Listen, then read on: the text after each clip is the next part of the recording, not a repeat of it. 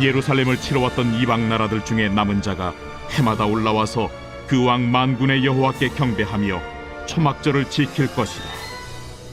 땅에 있는 족속들 중에 그 왕 만군의 여호와께 경배하러 예루살렘에 올라오지 아니하는 자들에게는 비를 내리지 아니하실 것인즉, 만일 애굽 족속에 올라오지 아니할 때에는 비 내림이 있지 아니하리니, 여호와께서 초막절을 지키러 올라오지 아니하는 이방 나라들의 사람을 치시는 재앙을 그에게 내리실 것이라. 애굽 사람이나 이방 나라 사람이나 초막절을 지키러 올라오지 아니하는 자가 받을 벌이 그러하니라. 그날에는 말 방울에까지 여호와께 성결이라 기록될 것이라. 여호와의 전에 있는 모든 솥이 제단 앞 주발과 다름이 없을 것이니, 예루살렘과 유다의 모든 솥이 만군의 여호와의 성물이 될 것인즉, 제사 드리는 자가 와서 이 솥을 가져다가 그것으로 고기를 삶으리라. 그날에는 만군의 여호와의 전에 가나안 사람이 다시 있지 아니하리라. 오늘 말씀은 모든 민족의 예배가 회복되는 날이라는 제목으로 말씀을 전하겠습니다. 오늘 본문에는 이제 스가랴 마지막 말씀인데, 오늘 본문의 말씀 속에서는 예루살렘을 치러 왔던 나라들도 회개가 이루어져서 예루살렘으로 돌아와 초막절을 지키게 되는 그런 역사가 있을 것을 이야기합니다. 물론 이런 역사는 이루어지지 않았습니다. 실제로 어떤 다른 민족들이 예루살렘에 바벨론 포로 끌려갔다 돌아온 이후에 이방인들이 민족적으로 돌아와서 성전 제사를 드리고 초막절을 지킨 예는 없었고요. 그러나 이것이 신약에서는 예수님의 오셔서 이방인들이 주님 앞에 나와서 믿게 되는 그 예언의 말씀으로 우리가 해석을 합니다. 그래서 오늘 제가 자주 말씀을 드리지만, 우리가 보통 그 교회 다니지 않는 사람들 이방인이다 이렇게 표현을 쓰는 경우가 왕왕 있는데, 사실은 잘못된 표현입니다. 성경에서 말하고 있는 이방인은 유대인 아닌 사람들을 이야기합니다. 그래서 오늘 우리가 이방인인데요, 그래서 오늘 본문의 말씀을 통해서 보면 이방인인 우리가 예수 그리스도를 영접하고 하나님 은혜의 감사의 자리로 나가게 된 이런 회복의 역사를 이야기하고 있는 겁니다. 그러니까 성교적 관점에서 이 본문이 이해가 되는 것이지, 어떤 유대인들의 그 제사의 회복 개념으로 이해하는 것은 바른 해석이 아니라고 말씀을 드리겠습니다. 그러면서 여기에서 여호와의 날은 어떤 날이냐, 모든 민족, 이방 민족들이 주 앞에 나와서 초막절을 지킨다라고 이야기합니다. 그럼 초막절에 대한 이해가 좀 필요한데요, 지금도 유대인들은 초막절을 지킵니다. 이 초막절 때는 어떻게 하냐면 집에서 자지 않습니다.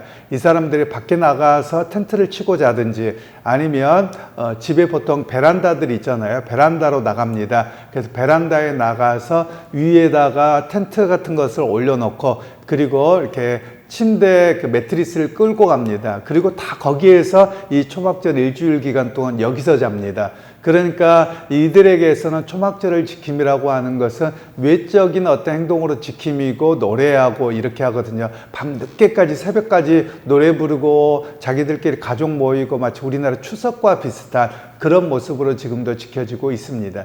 그런데 성경에서는 이방인들에게 그런 초막절이 지켜지도록 하는 것은 아니고, 그 초막절의 진정한 의미가 무엇인지를 알고 우리로 하여금 지키게 하는 내용들입니다. 그러면 초막절은 특별히 세 가지의 의미를 가지고 있는데요. 첫 번째는 이스라엘 백성들이 애굽의 포로 생활을 할 때 하나님께서 그들을 끌어내셔서 광야 생활을 하게 하셨습니다. 그래서 이 광야의 생활을 살아가는 동안 텐트를 치는 것, 즉 초막을 치고 살았던 것이죠. 그 속에서 그들이 무엇을 기억했느냐 하면, 구름 기둥과 불 기둥으로 인도하시는 하나님의 역사, 그리고 애굽의 종되었던 삶에서 해방시켜 주신 역사를 고백하고 감사하는 절기가 초막절의 원래 의미입니다. 그러면 오늘 우리에게 초막절은 무엇이냐면, 우리가 예수님을 알지 못했을 때는 지옥불에 던져질 자식이었는데, 마치 이것을 애굽으로 비유해서 설명할 수 있습니다. 우리의 삶이 애굽의 삶이었는데 예수 그리스도로 말미암아 구원의 자리에 이르렀고, 그리고 주님과 함께 우리에게 주어진 광야의 삶을 갈 때 하나님은 지키시고 역사하시는 것을 고백합니다. 이것이 우리의 초막절의 신앙 고백으로 이어지는 내용입니다. 그리고 두 번째로는 이 초막절에 어떤 일들이 있었냐면 이스라엘 백성들이 출애굽에서 가나안 땅에 들어가기 전에 광야 생활을 본격적으로 시작하기 전에 시내산에 들어갑니다. 출애굽기 20장인데요. 그 시내산에 들어갔을 때 하나님께서 그들에게 율법을 주십니다. 율법을 수여하시는데 그래서 이 초막절의 날은 하나님의 율법을 받은 날, 즉 하나님의 말씀을 받은 날이라는 개념으로 초막절이 또한 기억되어졌습니다. 그러니까 오늘 우리에게도 마찬가지입니다. 아무나 하나님의 말씀을 듣는 건 아닙니다. 물론 유튜브를 키우면 누구든지 방송을 켜서 설교를 들을 수는 있을 것입니다. 그런데 그거보다도 하나님께서 나에게 말씀하시고 듣고 고백하고 깨달을 수 있게 하심, 그것에 대한 고백이 있는 날이 바로 초막절로 이어진다는 겁니다. 그리고 실제로 하나님의 말씀이 모두에게 들려지느냐? 들려지지 않습니다. 어떤 사람들에게 성경 이야기를 하고 뭘 하고 한다고 해서 그 사람들 바로 변화가 되어서 들려지느냐? 심지어 교회를 다니지 않는 사람이 교회를 어쩌다가 왔다고 하십시다.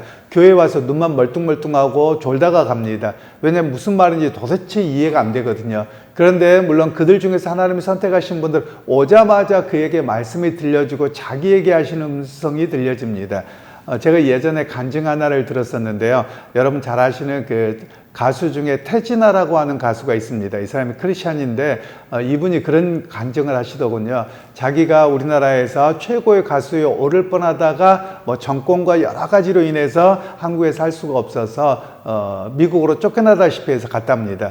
그래서 자기가 잘 나가던 가수인데 자기가 요즘처럼 이제 인터넷이 되지 않던 시대니까요. 그때 자기가 음반을 만들어 가지고 사람들한테 길거리에서 파는데 자기를 아무도 안 알아주더랍니다. 물론 처음에는 여러 가지 공연이나 뭐나 이런 데 자기를 불러줄 줄 알았더니 안 불러주더라는 거죠. 그래서 그래도 내가 이거라도 해야 되겠다 싶어서 음반을 가지고 와서 파는데 아무도 거들떠 보지도 않더랍니다. 그러니까 이제 부화가 나는 거죠. 속상해가지고. 그런데 아내가 매일 저녁 되면 어디를 나가더랍니다. 그리고 금요일날 되면 밤늦게까지 안 들어오고요. 그래서 이 여자가 바람났나 보다. 그러고서 뒤를 미행을 했다랍니다. 그랬더니 교회당으로 들어가더랍니다. 그래서 처음에 생각하기에는 내 아내가 이거 목사하고 바람났구나 이제 이러고 생각이 들었답니다. 그래서 한번 덮쳐야 되겠다 이렇게 싶어가지고 금요일날 교회당 문이 활짝 열고 들어갔답니다. 그런데 거기에서 자기 이야기를 하더랍니다. 태진아 이렇게 이야기를 한 건 아닌데 얼마나 세상 속에서 삶이 화려하게 갔다가 무너졌고 이런 이제 메시지를 전하고 계셨던 거죠. 그런데 자기도 화를 내고 뭐하러 갔다가 자기 이야기로 들려져서 그 자리에서 눈물 콧물을 빼고 주님을 영접하게 됐다, 이런 이야기를 제가 간증을 들었습니다. 바로 그처럼 하나님의 말씀이 수여됐다, 들려졌다라는 의미는 그 하나님의 말씀이 다른 사람의 이야기가 아니라 내게 하시는 말씀으로 들려집니다. 그래서 그 말씀을 통해 감동이 되고 은혜가 되고 회개가 이루어지고 그리고 그 주님을 영접하게 고백하게 되고 또 그 이후의 삶 속에서는 하나님의 말씀을 듣고 결단하고 살아가게 하시는 그런 말씀의 은혜의 자리로 나가는 의미가 두 번째의 초막절의 의미가 됩니다. 그리고 세 번째 초막절은 우리가 잘 아시는 것처럼 추수감사절입니다. 물론 초막절의 절기가 우리 가을철은 아닙니다. 초막절의 절기는 봄철이어서 4월쯤에 우리가 맥추감사절과 관련되어지는 왜 그러냐면 여기는 우리처럼 쌀 농사를 짓지 않고 밀 농사를 짓기 때문에 밀은 4월쯤에 4월 5개월경에 되거든요. 바로 그때에 해당되어지기는 합니다. 그래서 이때는 어떤 일을 하냐면 초막절을 통해서는 하나님께서 우리에게 혹한기를 낳게 되는 이제 그런 시기죠. 왜냐하면 농사 짓고 나면 그 다음에는 1년 동안 또는 오랜 시간을 견디고 먹어야 되잖아요. 그래서 그것을 위해서 하나님이 풍성하게 주셨습니다 라는 고백이 바로 초막절이 됩니다. 그래서 이들에게 있어서는 이 초막절을 통해서 삶의 현장에서 그리고 매달 살아가는 삶의 현장을 하나님께서 공급하시고 지키십니다. 이런 고백이 담겨져 있는 의미가 바로 초막절이라고 하는 겁니다. 그래서 이 초막절의 세 가지의 의미를 인정하고 고백하는 믿음의 사람들이 돌아와서 하나님을 예배하게 하는 그런 회복의 역사가 일어날 것을 예고하고 있는 말씀입니다. 그리고 이제 20절에는 이런 말씀을 기록하고 있는데요. 그날에는 말방울에까지 여호와께 성결이라 기록될 것이라. 여호와의 전에 있는 모든 솥이 제단 앞 주발과 다름이 없을 것이니. 여기서는 두 가지 이야기를 합니다. 구약에서 여호와께 성결이라고 쓰여진 곳은 딱 한 군데밖에 없습니다. 대제사장이 하나님 앞에 제사 드리러 갈 때 그가 머리에 관 같은 걸 쓰는데, 관을 쓰기 전에, 물론 이제 금관 같은 것은 아니고요, 그 관을 쓰기 전에 띠로 되어져서 여호와께 성결이라는 것을 쓰고 들어가게끔 되어져 있습니다. 그러니까 어느 누구도 할 수 없고 평상시에도 할 수 없고 오직 하나님 앞에 나가서 제사 드릴 때만 쓸 수 있는 것이었거든요. 그런데 이것이 어디에까지 기록되냐?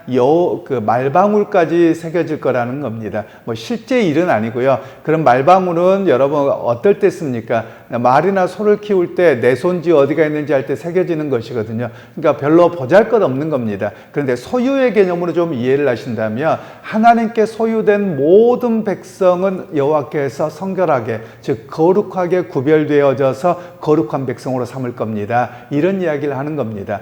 그러니까 하나님 앞에 거룩함으로 나가는 사람은 대제사장밖에 없었는데, 이제는 여호와의 날이 오면, 물론 1차적으로는 예수님을 통해서 완성됐다고 말씀을 드렸는데요, 예수님을 통해서 어느 누구든지 여호와 하나님 앞에 나아갈 수 있는, 즉 예배하고 하나님을 만날 수 있는 자리에 누구든지 나가게 하는 그런 거룩함을 덧입혀 주시겠다, 이런 이야기를 말씀하고 있습니다. 그리고 또 여호와 자언에 있는 모든 솥이 여호와께 드려지는 제단 앞 주발과 같을 것이다. 여러분, 이것은 뭐냐면 제사 드릴 때 하나님 앞에 떡상과 여러 가지를 올려놓습니다. 아무거나 못 씁니다. 하나님 앞에 거룩하게 구별된 성물, 그리고 율법을 따라서 만들어진 그것밖에 안 되는 겁니다. 그런데 이제 본문에서는 모든 것이 다 여호와 앞에, 제단 앞에 드려진 것 같을 것이다, 이렇게 이야기를 합니다. 그러면 예수 그리스도를 통해서 우리 모두가 그리스도 앞에 나아갈 뿐만 아니라 우리가 드려지는 예물과 여러 가지 헌신과 모든 것들이 하나님께 용납되어지고 받아들여지는 그런 역사가 있을 것이라는 겁니다. 하나님께 받아들여짐이라는 의미를 우리는 잘 이해하셔야 되는데요, 하나님께서는 이스라엘 백성들의 예물이나 모든 걸 받지는 않으셨습니다. 온전하고 거룩하게 구별되고 율법을 따라 되어진 것만 받으셨거든요. 그런데 이제 하나님께서는 그런 율법과 이런 것들을 따르는 것이 아니라 이제는 모든 이방 백성들이 주 앞에 돌아와서 거룩한 백성이 될 뿐만이 아니라 그들이 하나님을 향한 헌신과 고백되어지고 모든 삶의 이런 것들을 다 하나님께서 용납하고 받아들여 주시겠다, 이런 말씀입니다. 그러니까 우리를 거절하지 아니하고 하나님 우리를 받아주시고 우리로 하여금 당신의 백성 삼으시겠다, 이런 말씀을 여기에서 주고 계시는 겁니다. 그러면서 하나님의 구원의 역사는 어떠한 것이냐? 민족을 차별하지 아니하고 신분의 높고 낮음을 차별하지 아니하시고 그 모든 이들을 다 주 앞으로 받아들이고 용납해 주시겠다, 이런 말씀이 오늘 이 본문의 말씀입니다.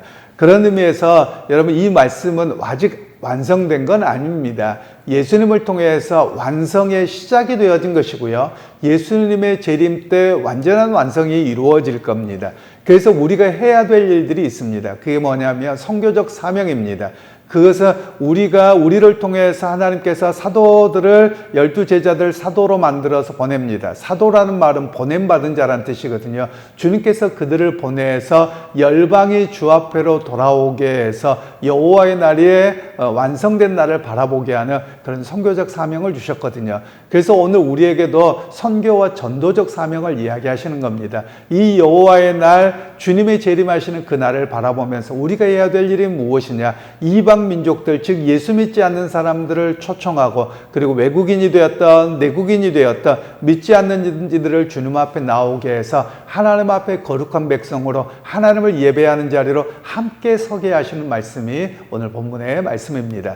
그러게 여러분, 오늘 여러분의 삶 속에서도 나는 누구냐? 오늘 복음을 전하는 전도자다라는 사명을 잃어버리지 않기를 소원합니다. 그래서 삶의 자리에서 기회가 된다면 예수 믿으세요. 예수 믿고 교회 가세요. 하실 수 있었으면 좋겠고, 또 그런 상황이 되지 않는다면 내 삶에서 거룩함으로 드러내어서 내 삶으로라도 그리스도를 증거하는 그런 모습으로 오늘 또 승리하는 여러분 모두가, 또 전도자의 모습으로 승리하는 오늘 모두의 모습이 되기를 주님의 이름으로 축원합니다.